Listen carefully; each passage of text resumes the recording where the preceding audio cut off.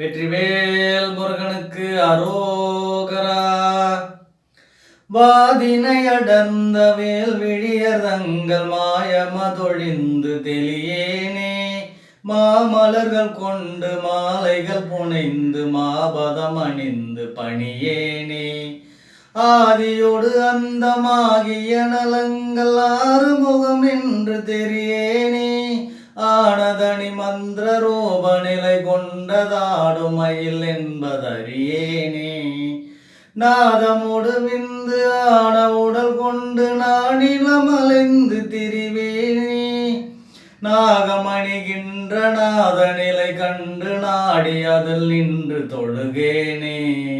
ஜோதி உணர்கின்ற வாழ்வு சிவமென்ற சோகம் அது தந்து எனையாவாய். சூரர் குலம் என்று வாகையோடு சென்று சோலை மலை நின்ற பெருமாளே.